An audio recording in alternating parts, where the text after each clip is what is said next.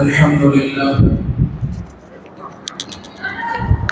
لله نحمده ونستعينه ونستغفره ونؤمن به ونتوكل عليه ونعوذ بالله من شرور أنفسنا ومن سيئات أعمالنا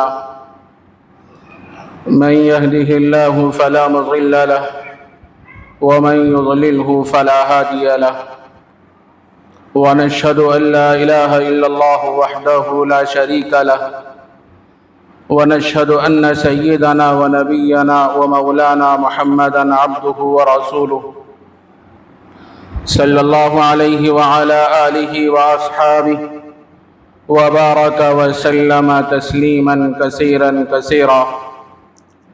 أما بعد، سورة القارعة مكية.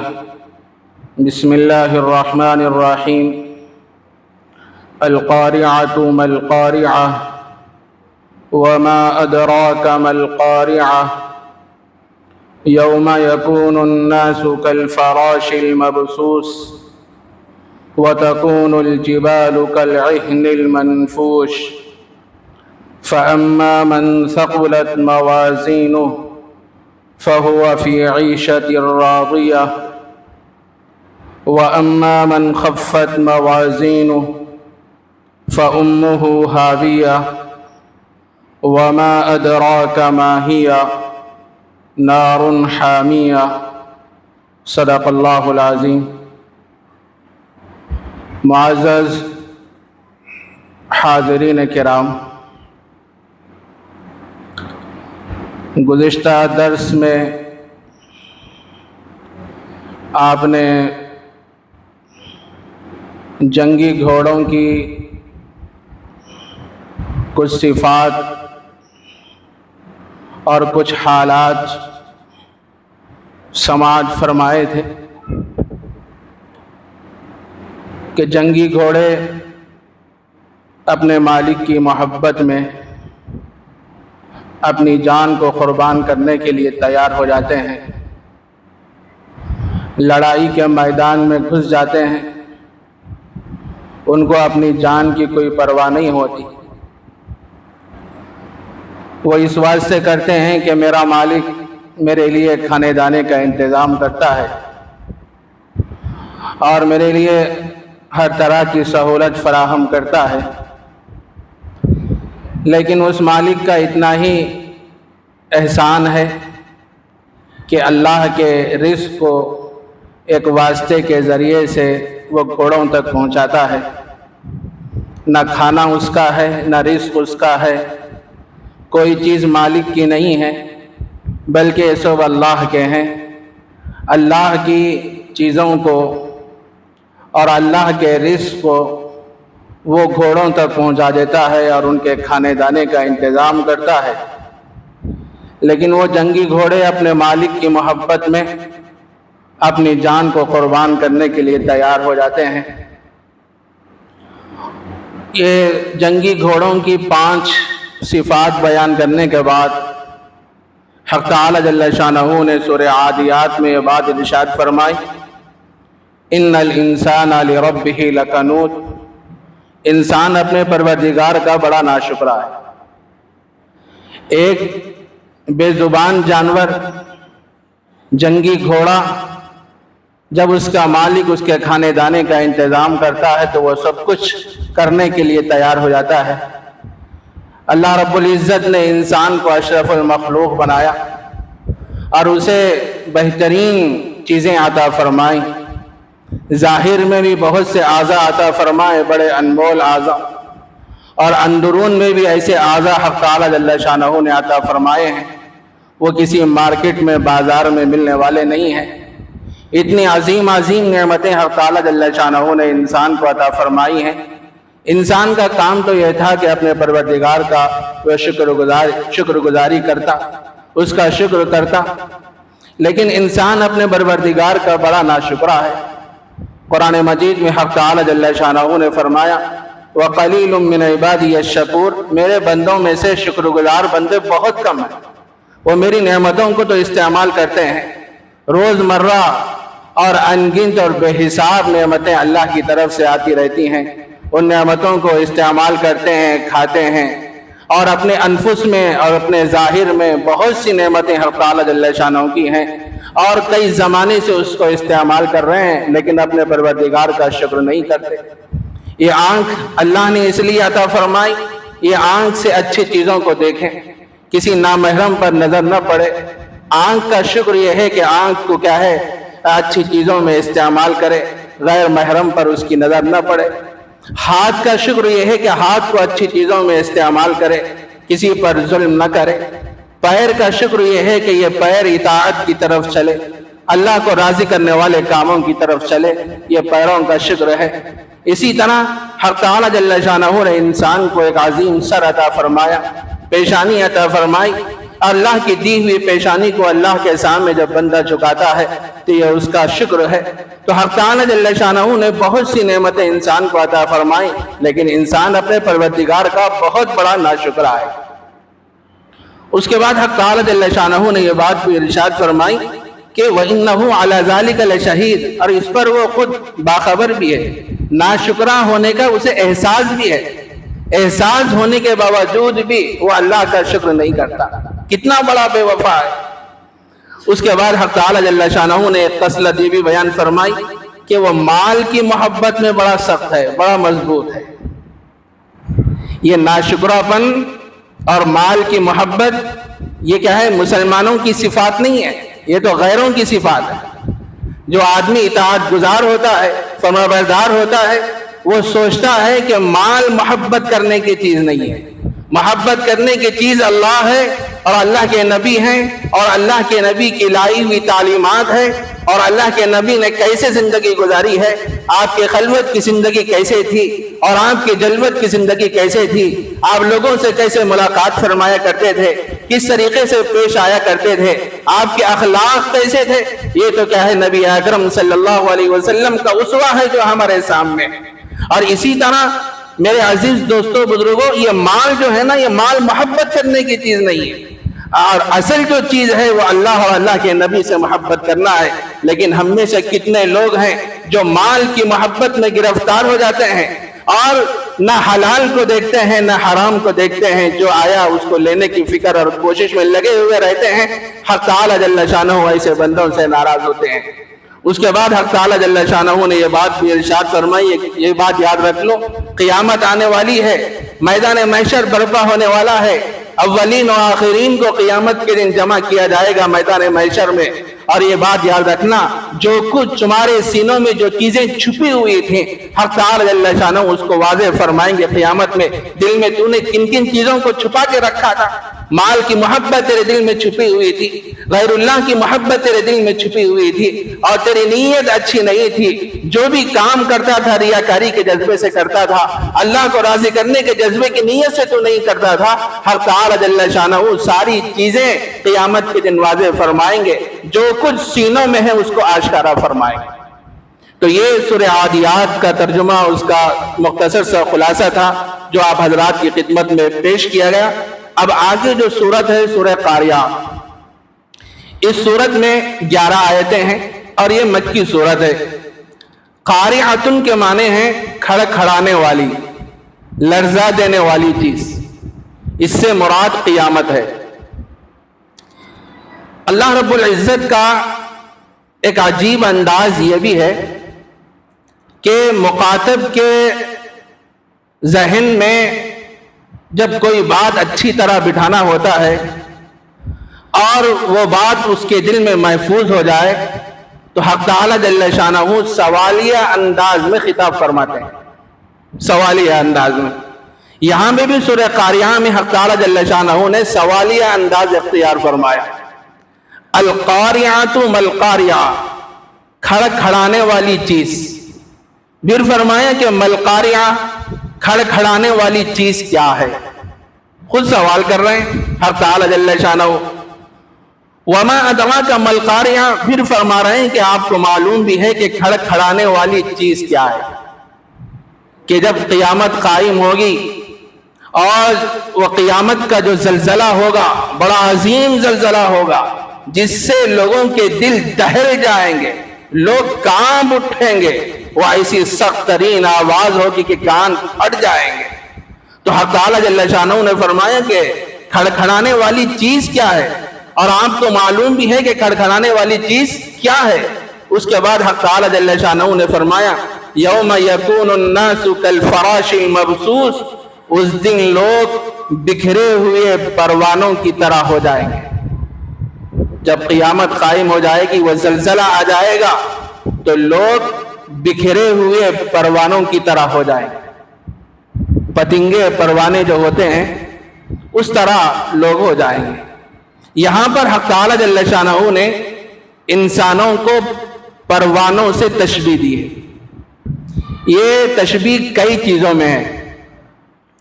پہلی چیز تو یہ ہے کہ جس طرح پروانے روشنی میں کثرت کے ساتھ نظر آتے ہیں، پتنگے، کیڑے مکوڑے، پروانے روشنی میں کثرت کے ساتھ دکھائی دیتے ہیں، اسی طرح میدان محشر میں سارے لوگ بکھرے ہوئے پروانوں کی طرح نظر آئیں گے۔ ایک تشبیہ تو یہ ہے۔ دوسری تشبیہ یہ ہے کہ ضعف اور کمزوری کو بیان کرنا ہے۔ جس طرح پروانے کمزور ہوتے ہیں، بے بس ہوتے ہیں، ان کے اندر طاقت نہیں ہوتی، اسی طرح قیامت کے دن لوگ بے بس ہو جائیں گے، کمزور ہوں گے، وہ کچھ بھی نہیں کر سکیں گے۔ ہر ایک کو اپنی فکر ہوگی، بھائی بھائی کے کام نہیں آئے گا، بہن بہن کے کام نہیں آئے گی، شوہر بیوی کے کام نہیں آئے گا، بیوی شوہر کے کام نہیں آئے گی۔ ہر ایک کو اپنی فکر ہوگی اور سارے حضرات کمزور ہوں گے، بس ان کو اپنی فکر ہوگی۔ اور ایک تشبیہ پروانوں سے اس لیے دی گئی ہے کہ پروانے روشنی میں بے چین نظر آتے ہیں، ادھر ادھر گھومتے رہتے ہیں روشنی میں۔ اسی طرح اولین و آخرین حضرت آدم علیہ نبینا علیہ السلام سے لے کر قیامت تک جتنے لوگ پیدا ہوئے ہیں، وہ سارے لوگ میدان محشر میں بے چین نظر آئیں گے، بے تاب نظر آئیں گے، ادھر ادھر گھومتے نظر آئیں گے، ہر ایک کو اپنی فکر ہوگی۔ تو حق تعالیٰ جل شانہ نے انسان کو پروانوں سے تشبیہ دی ہے۔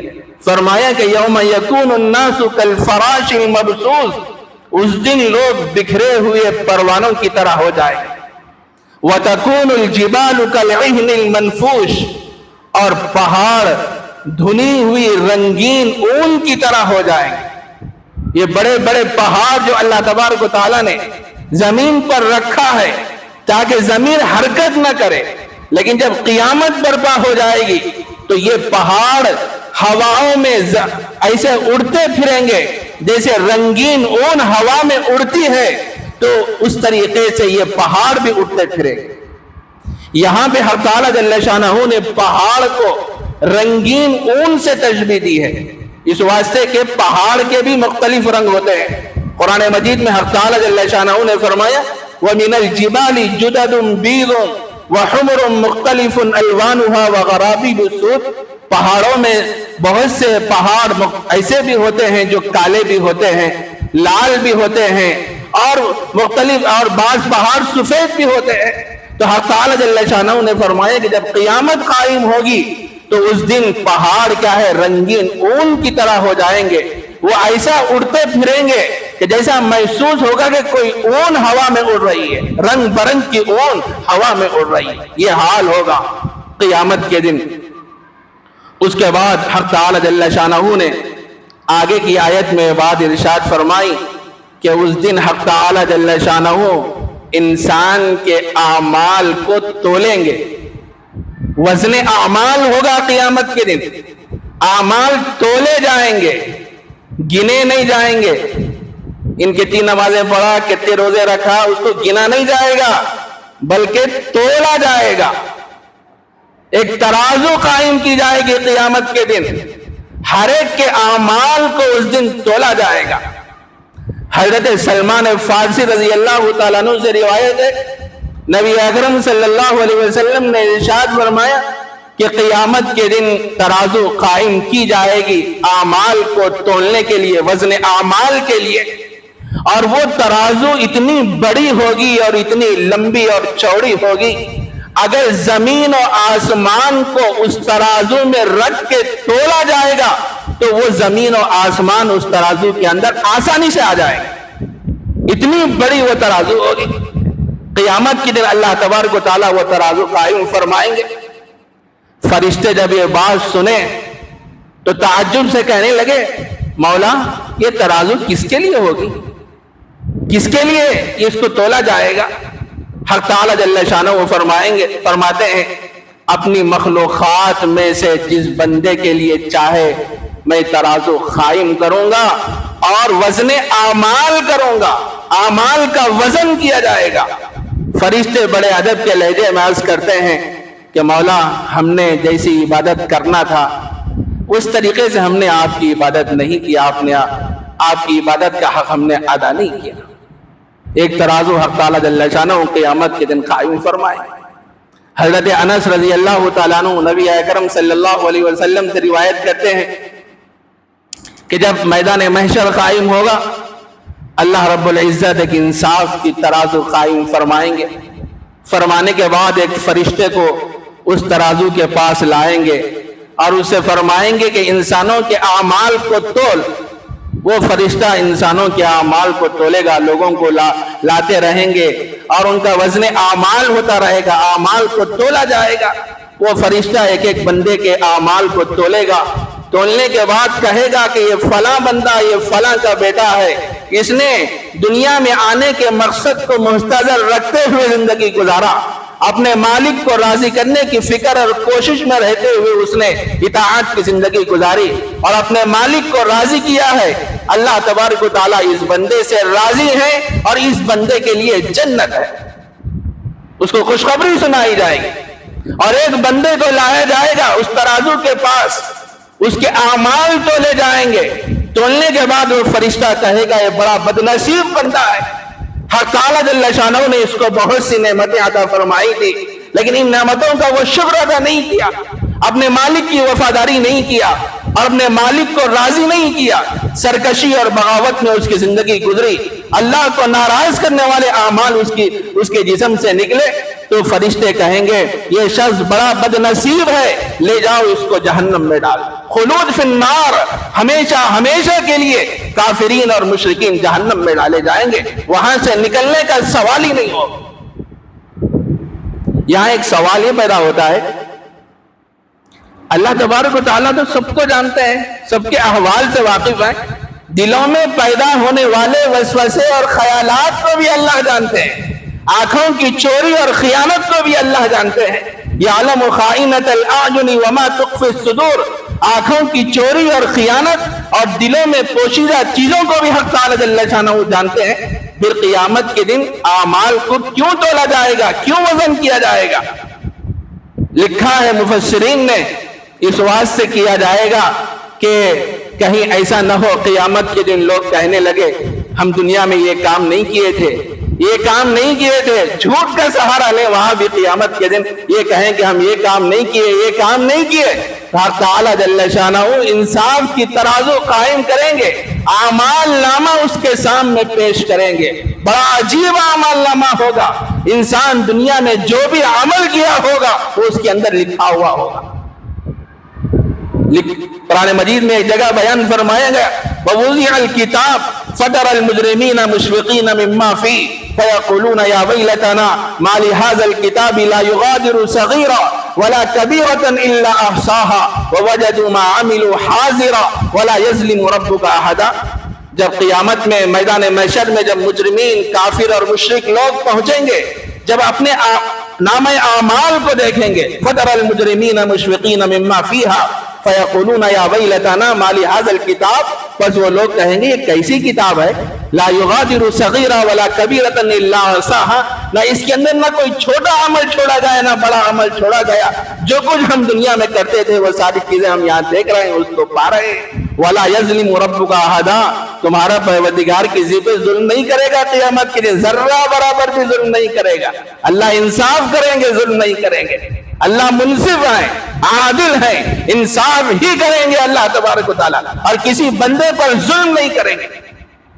اور یہ بات بھی ذہن میں رہے ایک تو اعمال نامہ تو پیش ہوگا قیامت کے دن، اعمال کو تولا بھی جائے گا، اور یہ بات بھی ذہن میں رہے حق تعالی جل شانہ نے ہر انسان کے ساتھ دو فرشتوں کو لگا کے رکھا ہے۔ وہ ان فرشتوں کا نام کیا ہے؟ کرامن کاتبین یعلمون ما تفعلون۔ ایک کا نام ہے کرامن کاتبین ہے، وہ دو فرشتے جو کچھ انسان کر رہا ہے اس کو لکھ رہے، محفوظ کر رہے۔ اور پھر قیامت کے دن انسان کے اعضاء انسان کے خلاف گواہی دیں گے۔ یہ ہاتھ انسان کے خلاف گواہی دے گا، پیر انسان کے خلاف گواہی دیں گے، اور بہت سی چیزیں جو انسان کی ہیں یہ اعضاء قیامت کے دن انسان کے خلاف گواہی دیں گے۔ اور سورہ زلزال میں آپ نے درس میں یہ بات کی سماعت فرمائی تھی، یومئذ تحدث اخبارہا، قیامت کے دن زمین خبریں نشر کرے گی۔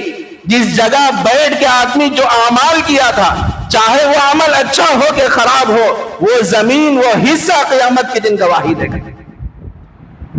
انسان آزاد نہیں میرے بھائی، دنیا میں انسان تو مقید ہے، سوچ سمجھ کے اس کو عمل کرنا ہے، اپنے مالک کو راضی کرنے کی فکر اور کوشش میں انسان کو لگے رہنا ہے۔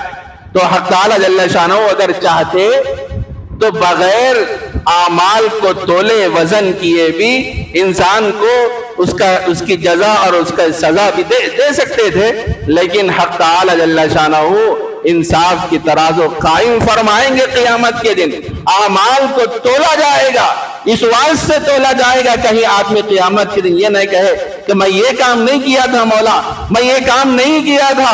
حق تعالی جل شانہ فرمائیں گے دیکھ زمین گواہی دے رہی ہے، دیکھ تیرے ہاتھ گواہی دے رہے ہیں، تیرے پیر گواہی دے رہے ہیں، یہ فرشتے گواہی دے رہے ہیں، یہ اعمال نامہ گواہی دے رہا ہے۔ اس وقت انسان دیکھے گا تو تعجب میں پڑ جائے گا، واقعتاً میں دنیا میں جو کچھ کیا تھا وہ ساری چیزوں کو میں یہاں پا رہا ہوں، دیکھ رہا ہوں۔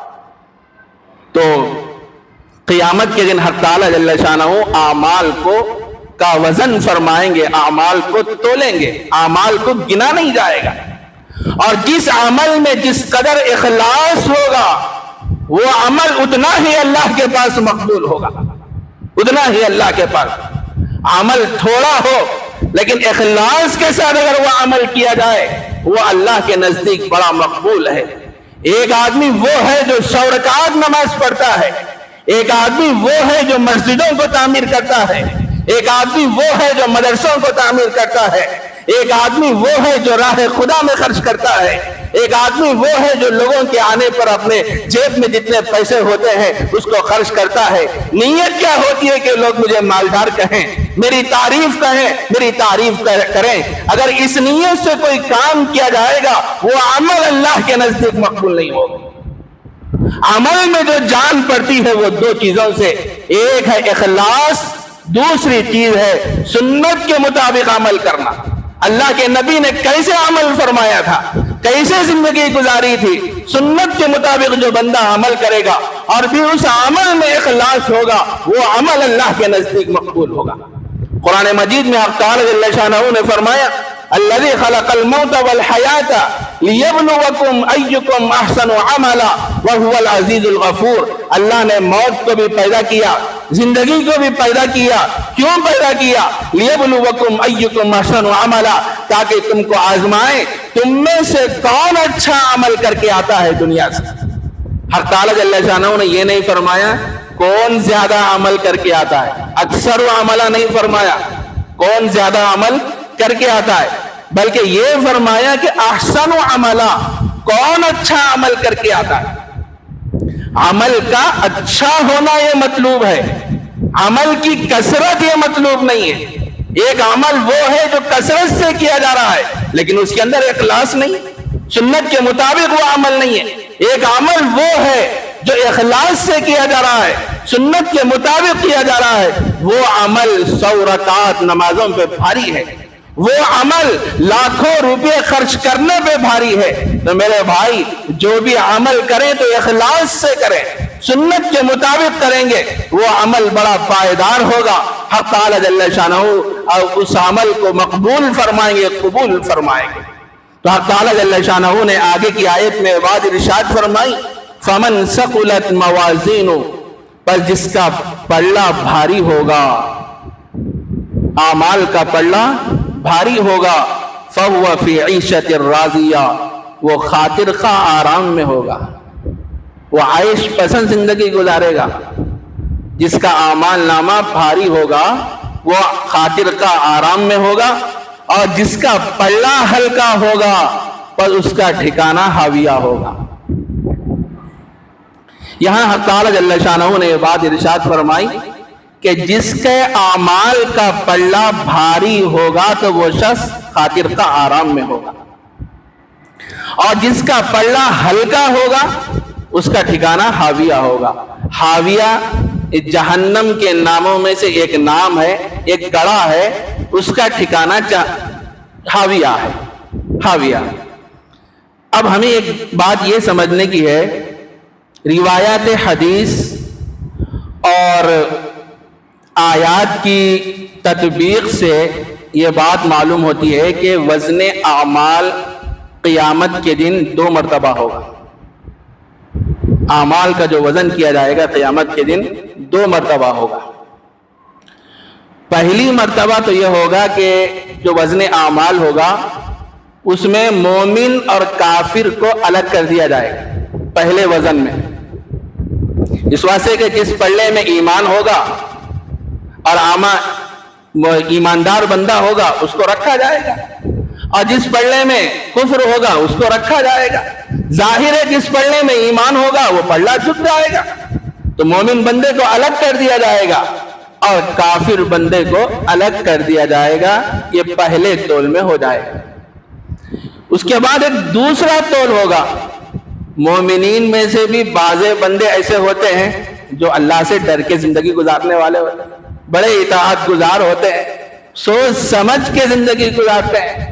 میں جو بھی عمل کر رہا ہوں میرا پروردگار مجھے دیکھ رہا ہے، اور میرے دل کی حالت سے میرا اللہ بخوبی واقف ہے، اور جو کچھ میں باتیں سن رہا ہوں میرا اللہ اسے بھی دیکھ رہا ہے، اور جو کچھ کانوں کے ذریعے سے جو باتیں پہنچ رہی ہیں حق تعالی جل شانہ اسے بھی دیکھ رہے ہیں، اور زبان سے میں نے کیا کیا کلمات ادا کیے ہیں حق تعالی جل شانہ اسے بھی جانتے ہیں. جو آدمی اطاعت گزار ہوتا ہے، فرمانبردار ہوتا ہے، اس کو اس کے اعمال نامے کو ایک پلڑے میں رکھا جائے گا. اور عام مومنین جن کی زندگی اطاعت میں بھی گزرتی ہے، نافرمانیوں میں بھی گزرتی ہے، اعمال حسنہ بھی اس سے ہوتے ہیں، اعمال سیئہ بھی اس سے ہوتے ہیں، اس کو ایک پلڑے میں رکھا جائے گا. رکھنے کے بعد جو اطاعت گزار جو بندے ہوتے ہیں مومنین میں سے ان کو الگ کر دیا جائے گا، اور پھر مومنین میں سے عام مومنین جن سے اعمال حسنہ بھی ہوتے ہیں، اعمال سیئہ بھی ہوتے ہیں، برے اعمال ہوتے ہیں، ان کو بھی الگ کر دیا جائے گا. ان کو الگ کرنے کے بعد حق تعالی جل شانہ فرمائیں گے یہ مومن بندوں کو، اطاعت گزار بندوں کو جنت میں داخل کر دو.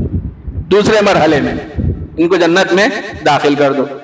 اور مومنین میں سے جو عام مومن جن سے اچھے اعمال بھی ہوتے ہیں برے اعمال بھی ہوتے ہیں، حق تعالی جل شانہ وہ فرمائیں گے ان کو لے جا کے جہنم میں ڈال دو. جنت یہ پاک جگہ ہے نا، پاک ہے، اور پاک لوگ رہتے ہیں، اور جن سے بدکاری ہوتی ہے، نافرمانی ہوتی ہے، ایسے لوگوں کو جنت میں داخل نہیں کیا جاتا.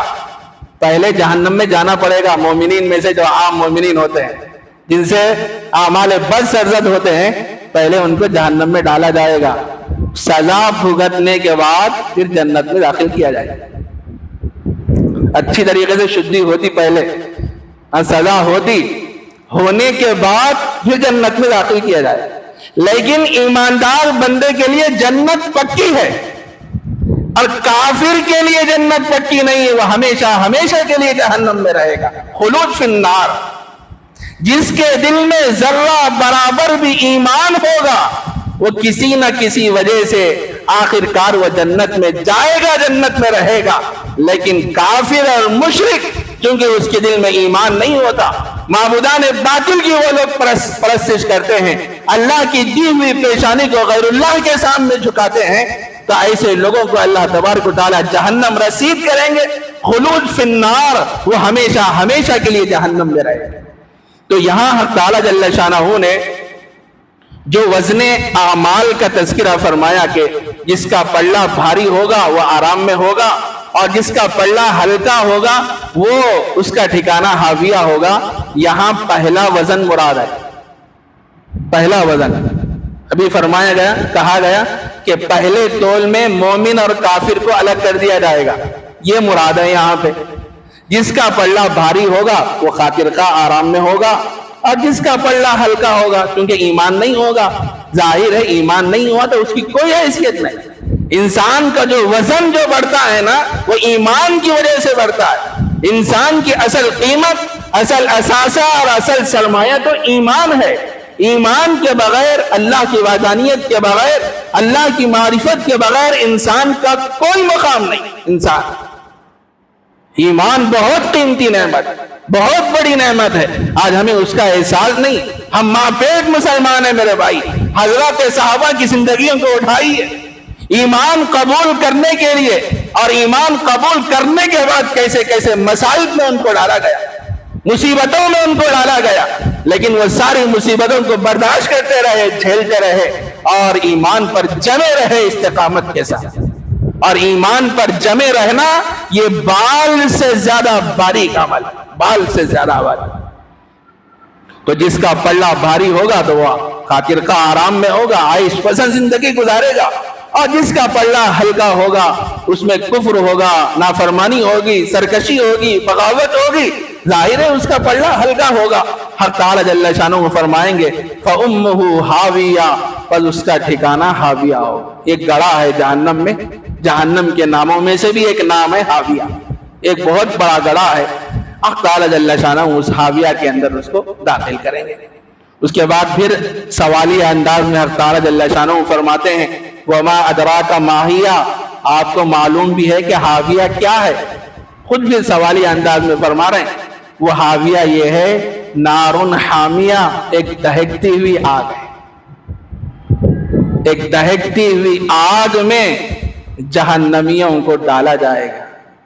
حدیث میں آتا ہے نبی اکرم صلی اللہ علیہ وسلم نے ارشاد فرمایا جہنم اتنی بڑی اور چوڑی اور وسیع ہوگی، اگر کوئی آدمی جہنم کے اوپری حصے سے اگر پتھر ڈال دے وہ پتھر 70 سال تک اندر جاتا رہے گا لیکن جہنم کی تہ کو نہیں پہنچ سکے گا، جہنم کی تہ کو نہیں پہنچ سکے گا، جاتا ہی رہے گا وہ، اتنی لمبی چوڑی۔ اور اس دہکتی ہوئی آگ میں جہنمیوں کو کیا ہے ڈالا جائے گا۔ یہ سورہ قاریات ہی، اس کا ترجمہ اور قدر تشریح آپ حضرات کی خدمت میں پیش کی گئی ہے۔ جو باتیں ہمارے سامنے آئی ہیں اللہ مجھے بھی عمل کی توفیق عطا فرمائے اور آپ حضرات کو بھی۔ وآخر دعوانا ان الحمدللہ رب العالمین۔ الحمدللہ رب العالمین۔ اللہم صلی علی سیدنا شفیعنا حبیبنا ونبینا مولانا محمد وعلی آل محمد وبارک وسلم۔ ربنا آتنا في الدنيا حسنة وفي الآخرة حسنة وقنا عذاب النار۔ ربنا ظلمنا أنفسنا وإن لم تغفر لنا وترحمنا لنكونن من الخاسرين۔ اللهم أحسن عاقبتنا في الأمور كلها وأجرنا من خزي الدنيا وعذاب الآخرة۔ اللهم أرنا الحق حقا وارزقنا اتباعه وأرنا الباطل باطلا وارزقنا اجتنابه۔ اللهم احفظنا من كل بلاء الدنيا وعذاب الآخرة۔ وصلى الله تعالى على خير خلقه محمد وعلى آله وصحبه أجمعين برحمتك يا أرحم الراحمين والحمد